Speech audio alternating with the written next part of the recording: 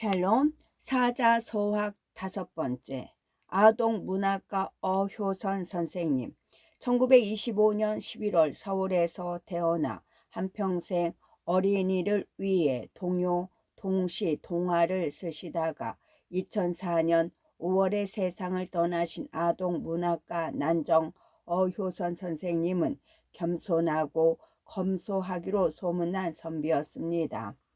파란 마음 하얀 마음, 파란 마음 하얀 마음, 우리들 마음에 빛이 있다면 여름엔 파랄 거예요. 산도 들도 나무도 파란 잎으로 파랗게 덮인 속에서 파란 하늘 보며 자라니까요. 우리들 마음에 빛이 있다면 겨울엔 하얄 거예요. 산도 들도 지붕도 하얀 눈으로 하얗게 덮인 속에서 깨끗한 마음으로 자라니까요. 이 노래를 비롯하여 꽃밭에서 곽꽃, 하얀 손수건 등 수많은 동요를 지으신 어효선 선생님은 평생 남과 약속을 어겨본 적이 없고 남의 앞에 나서지도 않으셨던 참으로 겸손한 어른이셨습니다. 분사필란 의사필문, 분사필란 의사필문.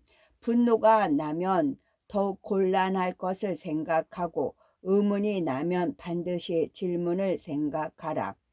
요즘 사람들은 어른이나 어린이나 남 앞에서 화를 잘 낸다. 참을성이 없고 앞뒤 생각을 하지 않고 입에서 나오는 대로 말을 마구 한다. 이러한 행동을 경계하기 위한 것이 바로 이 글이다.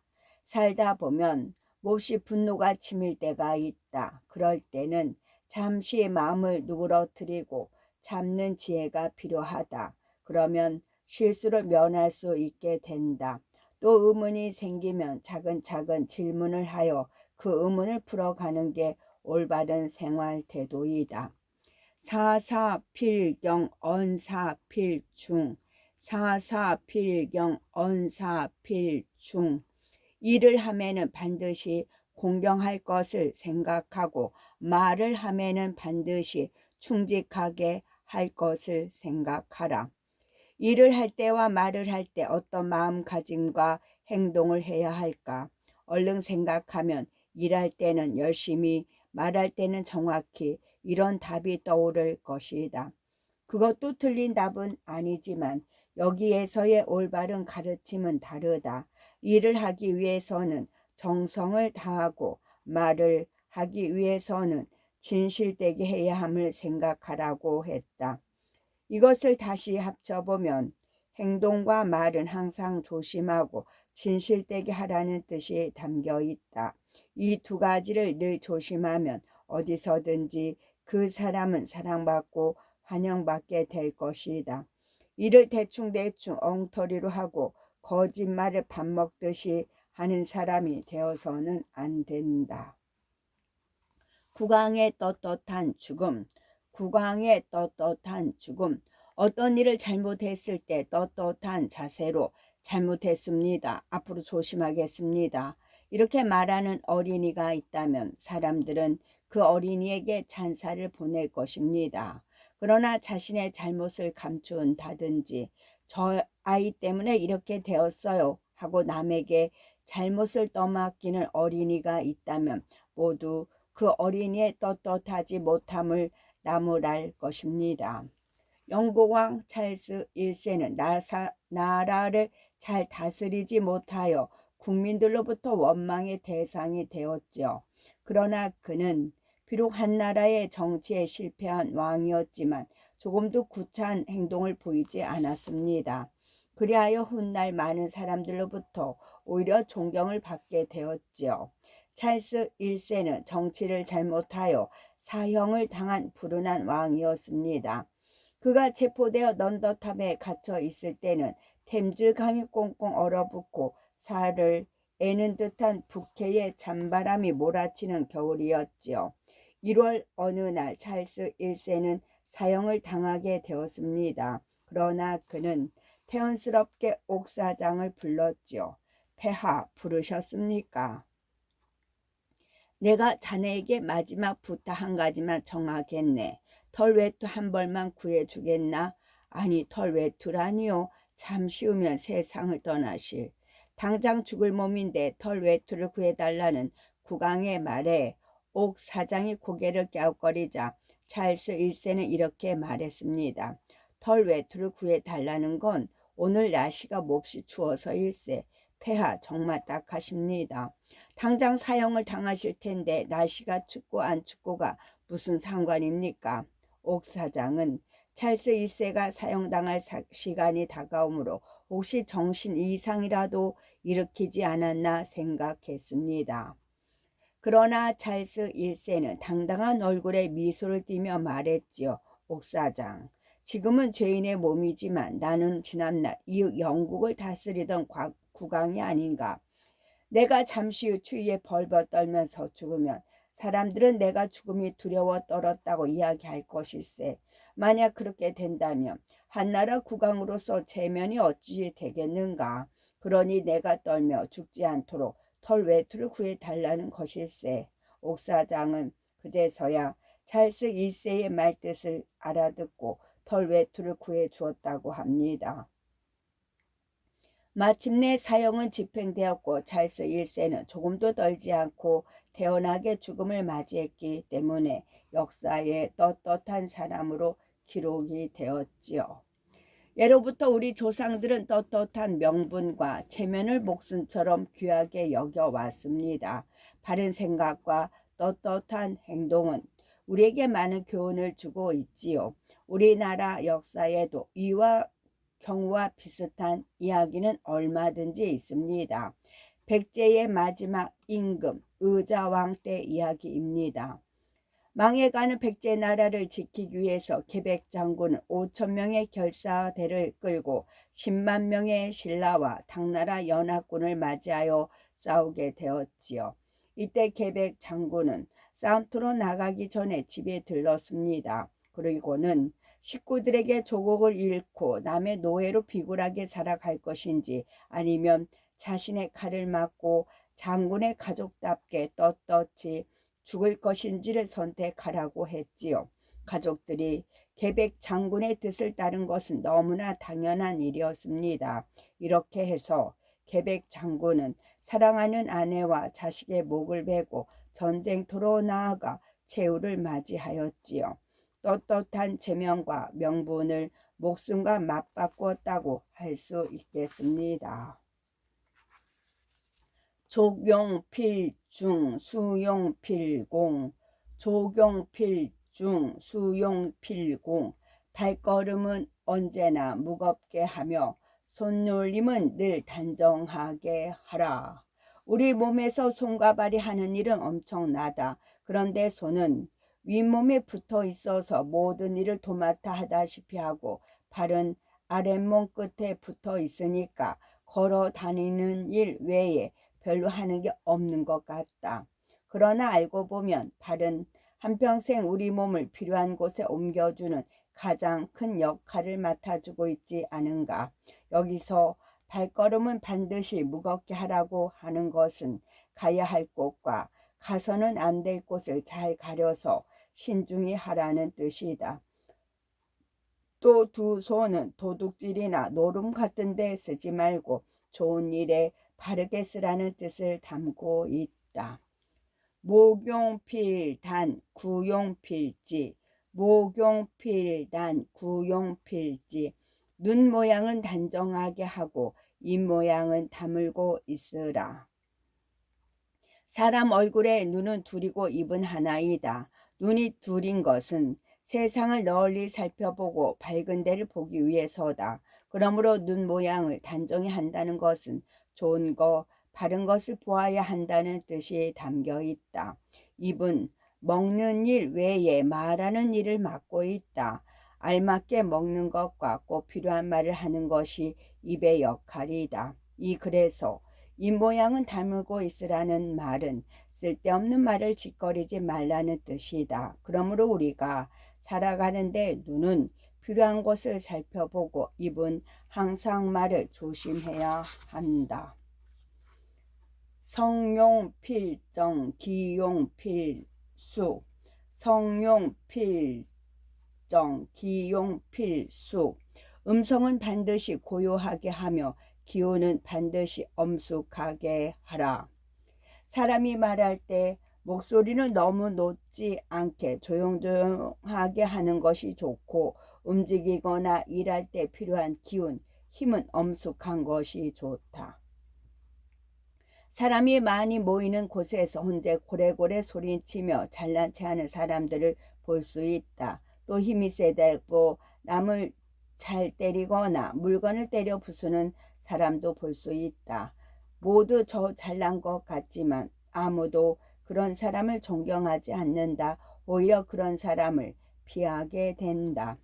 두용필직 이병필덕 두용필직 이병필덕 머리 모습은 반드시 곱게 하고 서 있는 모습은 늘 덕스럽게 하라. 사람의 얼굴 모양은 남에게 알 일인데 매우 중요한 구실을 하는 게 사실이다. 그 다음에 중요한 것은 얼굴과 함께 보이는 머리라고 할 수 있다. 요즘은 개성시대라고 하여 젊은 가수나 연예인들은 일부러 까만 머리를 노랗게 파랗게 물들이는가 하면 머리칼을 까치집처럼 만들기도 한다. 그러나 머리는 알맞게 깎고 잘 빗어서 단정하게 하는 것이 남의 눈을 기쁘게 한다. 또 서 있는 모습도 바르게 안정되게 보이는 것이 남 앞에 올바른 예의이다. 신체의 모든 부분은 머리부터 발끝까지 단정하며 자연스러운 것이 가장 아름답고 멋지다는 사실을 알아야 한다.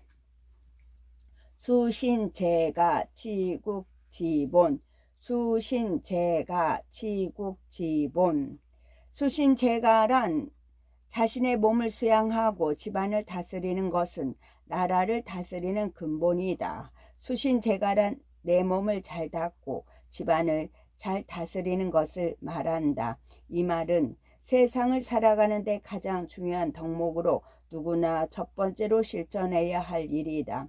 제 몸도 제대로 남 앞에서 떳떳하게 가지지 못하고 가정생활도 올바르게 하지 못하는 사람이 어떻게 사회에 나가 큰 일을 하겠는가.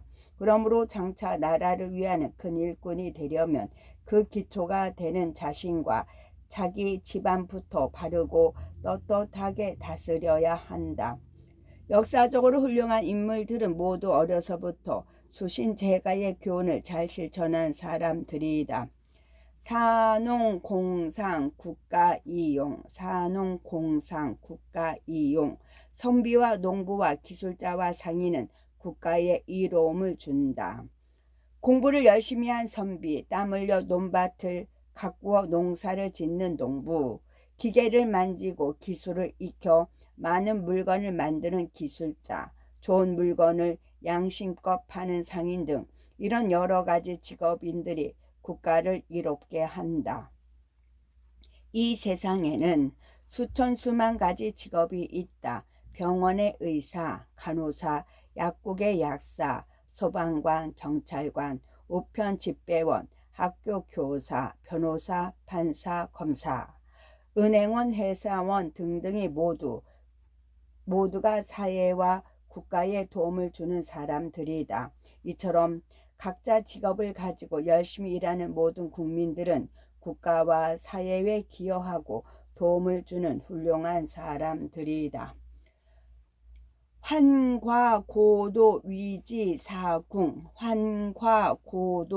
환과고도위지사궁 나이든 호라비와 젊은 과부와 고아와 지식 없는 늙은이 이를 사궁이라고 한다. 결혼했지만 살다가 이혼하거나 배우자가 먼저 죽어서 과부나 호라비가 된 사람이 있다. 그런가 하면 부모를 일찍 여의고 고아가 된 어린이도 있다. 결혼은 했지만 슬하에 아들, 딸이 없는 외로운 노인도 있다. 우리 주위에는 이런 불행한 사람들이 많다. 이 글에서 사궁이란 첫째는 아내를 잃어버린 늙은 호라비, 둘째 일찍 남편을 잃은 젊은 과부, 셋째, 어려서 일찍 어버이를 잃은 고아, 넷째, 늙어서도 자식이 없는 사람. 이렇게 외롭고 불행한 네 부류의 사람을 일컫는 말이다. 우리는 이런 불행한 사람들의 마음을 헤아려 따뜻이 대해 주어야 한다. 발정시인 선시사자, 발정시인 선시사자. 정사를 펴고 인을 베풀 때는 먼저 사궁에게 베풀어야 한다.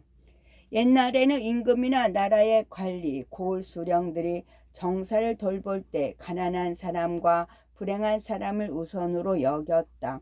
그 중에서도 사궁에 해당되는 늙은 호랍이 젊은 과부, 어린 고와 자식이 없는 노인을 제일 먼저 보살폈다고 한다.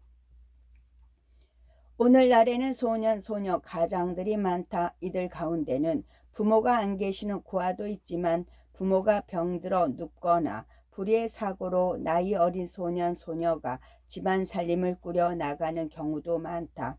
이런 사람들을 우리는 따뜻이 대하고 도와주어야 한다. 숨어서 하는 봉사, 숨어서 하는 봉사.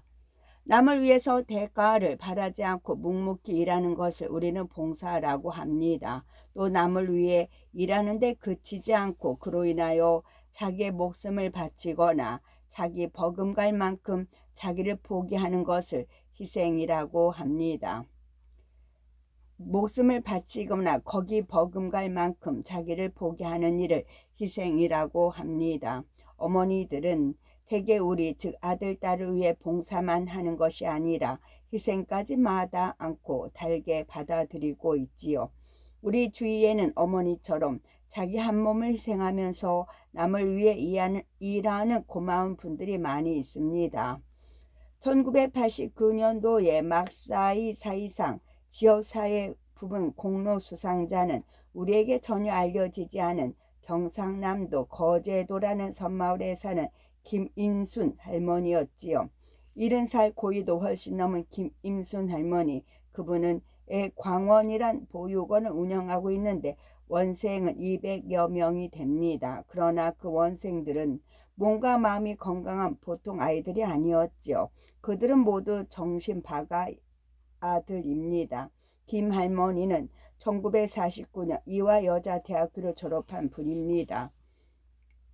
졸업하던 다음에 6.25 사변이란 큰 전쟁이 일어났죠. 전쟁 중 거제도에는 20여만 명의 북한군 포로들을 위한 수용소가 들어섰고 그 포로들을 감시하기 위한 유엔군은 물론 피난민들까지 잔뜩 들어와 있어서 크게 혼란스러웠다고 합니다. 이런 어느 날 사회부, 지금의 보건복지부의 한 공무원이 김 할머니에게 와서 부모를 잃고 오갈 데 없는 고아, 그것도 아주 어린 아기 7을 좀 보살펴 달라고 부탁을 하였죠. 그때 그 아이들을 맡아 기른 것이 김 할머니가 결국 한평생 남의 아이들을 보살피고 키우는 봉사와 희생의 길로 들어서게 된 동기이지요. 김 할머니는 부모 없는 아이들을 기르고 보살펴 주는 일이 하나님의 뜻이라고 믿으며 조금도 귀찮게 여기지 않았습니다. 그동안 길러낸 고아만도 700명이 넘고 그 가운데 34명은 대학 공부까지 시켜 훌륭한 일꾼으로 키워냈다고 하니 한 여성의 힘이 얼마나 고귀하고 위대한 것인지 우리는 짐작할 수 있죠.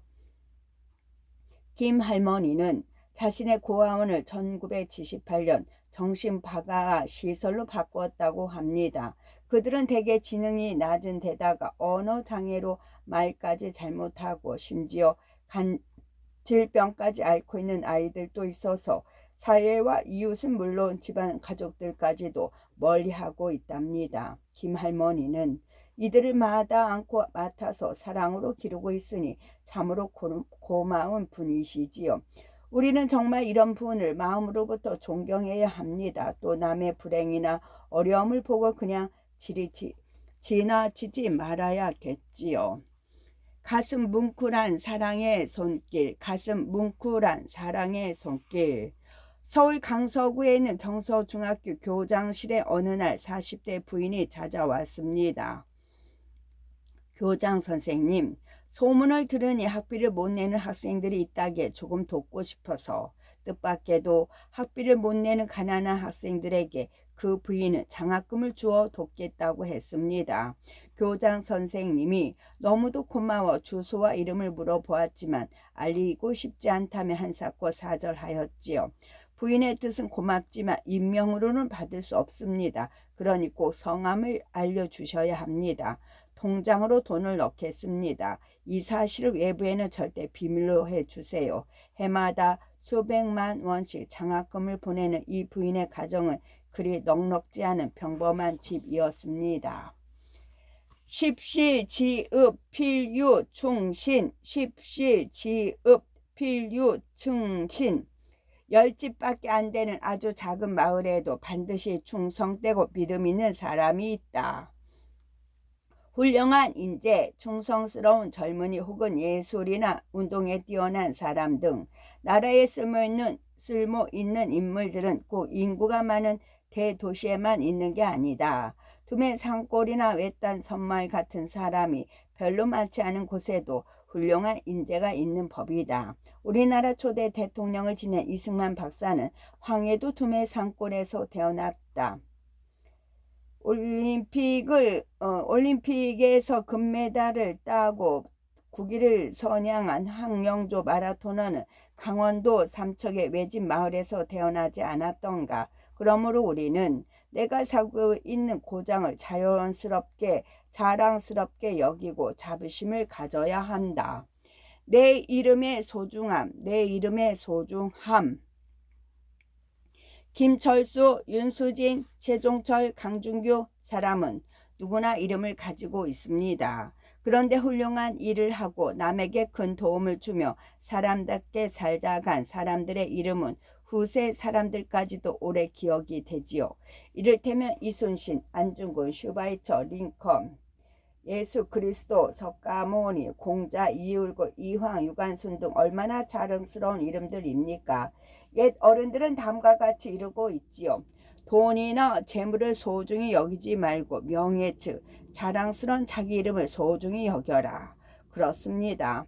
어떤 사람은 자기 이름 석자를 아무것도 아닌 것처럼 여길지 모르지만 이름이란 그 사람의 삶 전체를 담고 있는 것이나 다를 바 없지요. 우리는 날마다 방송이나 신문을 통하여 수많은 사람들의 이름을 듣고 읽게 됩니다. 그런데 그 이름들을 두 가지로 구분해 볼 수 있겠죠. 하나는 자랑스러운 이름이요, 다른 하나는 부끄러운 이름이랍니다.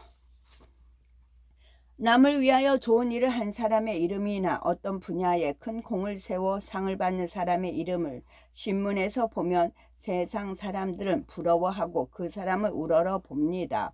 얼마나 명예스러운가요.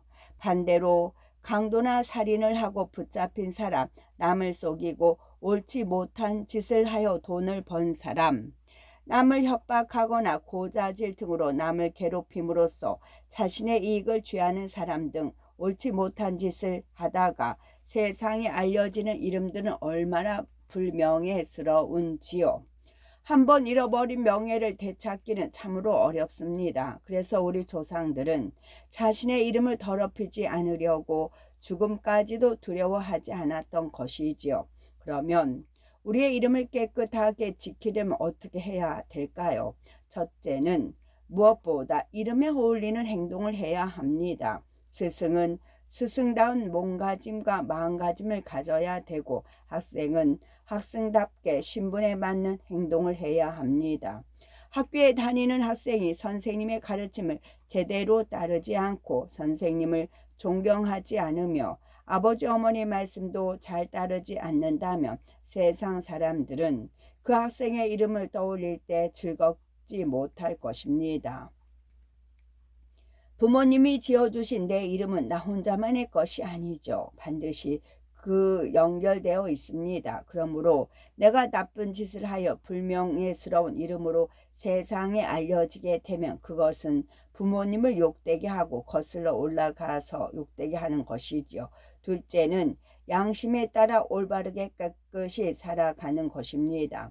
남이 보지 않는 곳에서 온갖 못된 짓을 하거나 권력을 이용해 많은 사람에게 고통을 준 사람은 결코 존경을 받을 수 없습니다. 이런 사람은 아무리 좋은 벼슬을 했다 할지라도 결코 그 이름이 명예롭지 못할 것입니다.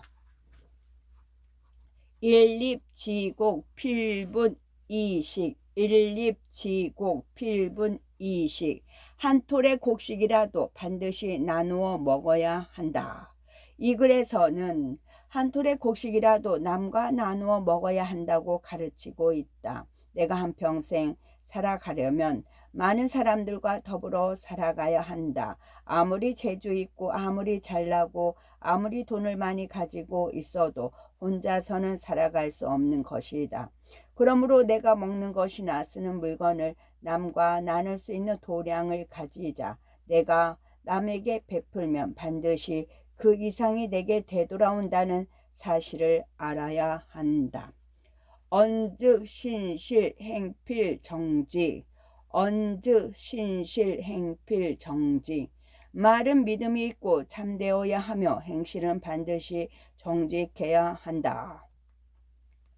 말과 행동, 이것은 바늘과 실 관계와 비슷하다.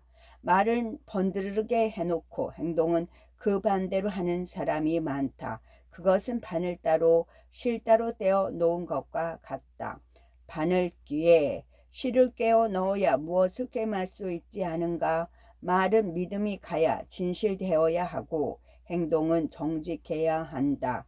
이 말은 말이나 행동이 남에게 믿음을 줄 수 있게끔 정직해야 한다는 뜻이다. 만약 한 가정에서 가장인 아버지가 엄마와 아들, 딸에게 우리 가족 모두 열심히 일하면서 저축하자. 그러면 우리도 잘 살 수 있다. 이렇게 말하고 아버지는 날마다 술 마시고 노름만 한다면 어떻게 될까? 아버지 말에 믿음이 가지 않고 아버지 행동이 정직하지 못하므로 그 가정은 결국 망하고 말 것이다. 일루지의 필분이의 일루지의 필분이의 한 가지 옷이라도 나누어 입어야 한다는 말의 뜻. 한 가지 의복이라도 반드시 나누어 입어야 한다. 한 가지 옷이라도 나누어 입어야 한다는 말의 뜻은 무엇인가? 형제간이나 이웃간이나 나눔의 정을 가지라는 말이다. 우리가 남에게 논밭이나 집이나 혹은 냉장고, 세탁기, 피아노 같은 것을 주기는 쉽지 않다. 하지만 국수 한 그릇, 부침개 한 접시 혹은 러닝 셔츠나 와이셔츠, 양말이나 넥타이 같은 것은 얼마든지 서로 나눌 수 있다. 옛말에 콩 한쪽도 나누어 먹는다라는 말이 있듯이 작은 것이라도 서로 나누어 먹고 나누어 쓰는 것이 인정이며 사람의 도리인 것이다. 남을 위한 작은 마음, 남을 위한 작은 마음. 우리가 하루하루 내일에 쫓기다 보면 남은 전혀 생각할 수 없게 되기 쉽습니다.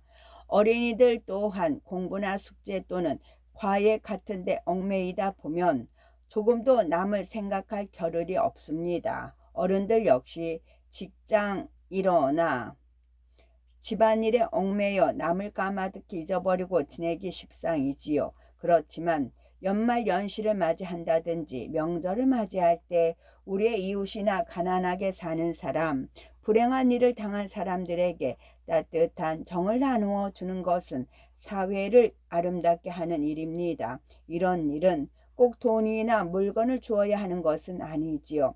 나를 특별히 살펴봐주고 이끌어주신 선생님께 편지 한 장 올리는 것도 정을 나누는 일이 될 것입니다.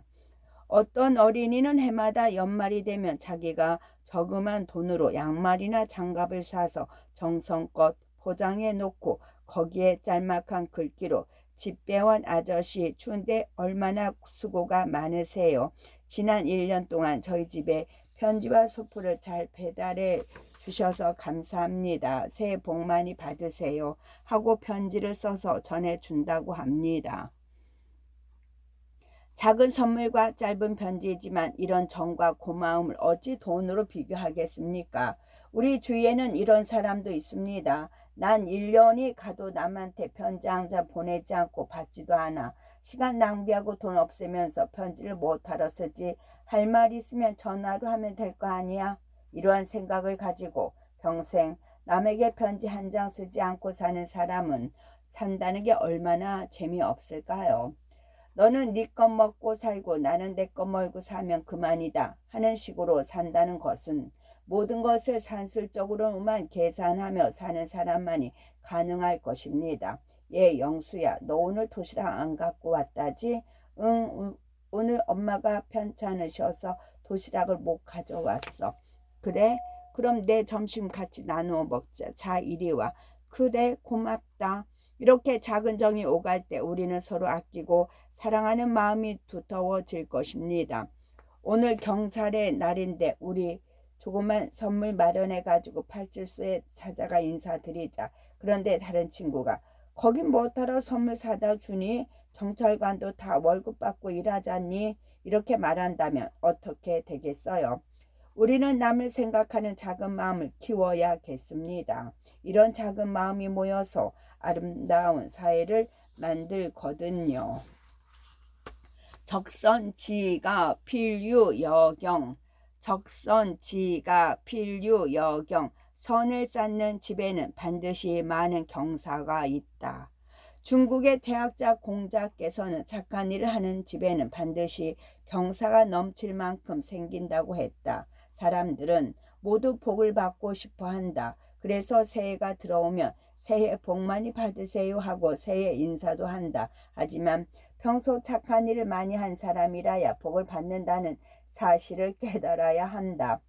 작은 일이라도 남을 도와주고 내가 가진 것을 이웃에게 나누어 주고 남에게 좋은 말을 하고 이런 것이 많이 쌓이면 큰 복이 되어 돌아온다. 찾아보면 착한 일은 우리 생활 속에 얼마든지 있다. 적악지가 필유여앙, 적악지가 필유여앙. 악을 쌓는 집에는 반드시 재앙이 있게 된다.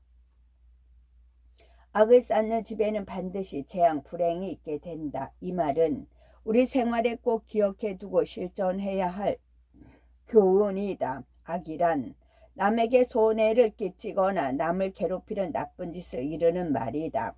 남을 속이고 자기가 이익을 취하는 일, 남을 괴롭히면서 자기는 즐거워하는 일, 폭력을 써서 남의 재산이라 권력을 차지하는 일, 자기는 빈둥빈둥 놀면서 남에게 귀찮은 일을 시키는 것, 여러 사람 앞에서 제 자랑을 늘어놓고 남을 헐뜯고 욕하는 일, 공갈, 협박, 강도, 살인, 이밖에 못된 것들도 모두 악에 속하는 것이다. 이런 짓을 하면서 자신은 행복하게 살려는 사람에게 하나님은 반드시 재앙이라는 벌을 내린다.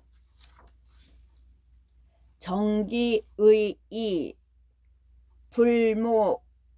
불모기리, 정기의이 불모기리. 의를 바르게 할 뿐 그 이익을 꾀하지 말라. 사람이 동물과 다른 점이 무엇인가? 옷을 지어 입을 줄 알고 말과 노래로서 자신의 뜻을 알릴 수 있고 글을 쓸 줄 알고 등등 수없이 많다. 그러나 더 중요한 점은 옳고 그름을 분별할 줄 아는 능력이다. 또 옳은 일을 실천하는 힘을 가지고 있는 게 사람의 장점이요 특징이다. 그런데 자칫하면 눈앞의 이익을 위해서 정의로움을 잊어버리는 경우가 많다. 인간의 이런 약점을 고치라고 주는 교훈이 바로 의를 바르게 할 뿐 그 이익을 꾀하지 말라라는 말이다. 양심적인 백화점 사장, 양심적인 백화점 사장. 지금부터 100여 년 전 미국의 어떤 백화점에서 있었던 일입니다. 백화점 사장은 많은 점원들에게 정직을 가르치며 찾아오는 손님들이 믿음을 갖고 물건을 사갈 수 있도록 하라고 부탁하였죠. 어느 날이었습니다. 사장은 철이 바뀜에 따라 새로 나온 상품을 들여왔지요. 그리고는 점원들에게 새 상품에 대한 느낌을 정직하게 말해보라고 했습니다. 그러자 점원들은 그 상품을 이리저리 자세히 살펴보고는 평을 했습니다. 나이가 들어 보이는 점원이 먼저 말했죠. 사장님, 새로 들어온 상품이 별로 신통한 느낌이 들지 않습니다. 저도 그렇게 생각됩니다. 우아한 멋도 없고 손님의 눈을 확 끌 수 있는 매력도 없습니다. 먼저 팔던 상품과 별로 차이가 없어 보입니다. 점원들은 누구 하나 새로 들어온 상품에 대하여 좋다는 평을 하지 않았습니다. 그만하면 알겠네. 우리 점원들 눈에 좋지 않은 상품이라면 손님들에게 권하고 싶지 않구먼. 사장님 말씀이 옳습니다. 결코 좋은 상품은 아닌 것 같습니다. 이런 말을 주고받을 때 백화점 문이 열리고 점잖은 중년 부인이 한 분 들어왔습니다. 부인은 점원들의 공손한 인사를 받고는 새로 들어온 상품이 없는가 살펴보았지요. 그러자 약삭 빠른 젊은 점원이 잽싸게 부인 곁으로 다가서더니 여태껏 좋지 않다던 새 상품을 내밀며 말했습니다. 손님 한번 보세요. 이번에 새로 들어온 상품입니다. 색감이나 품질이나 모양이 모두 최고지요. 저희 백화점에서 가장 내세울 만한 상품입니다. 조금 전까지만 해도 그렇게 볼품 없다고 말하던 점원이 물건을 사러 온 부인 앞에서는 입에 침이 마르도록 물건이 좋다고 거짓말을 늘어놓는 것이었습니다. 그럼 그것을 싸주세요. 당신의 말을 믿고 사가지요. 부인이 값을 치르려고 돈을 꺼냈습니다. 그때 백화점 사장이 앞으로 나서며 말했습니다. 손님, 잠시 기다리십시오. 아니, 왜 그러세요? 실은 이 상품을 새로 들여오긴 했지만 지금까지 점원들과 주고받았던 이야기를 털어놓으며 사가지 않는 게 좋다고 말했습니다. 손님, 죄송할 뿐입니다. 오늘은 그냥 돌아가셨다가 며칠 후에 다시 들러주십시오. 사장은 이렇게 부인을 정중히 돌려보낸 다음 아까 그 젊은 점원을 불렀습니다.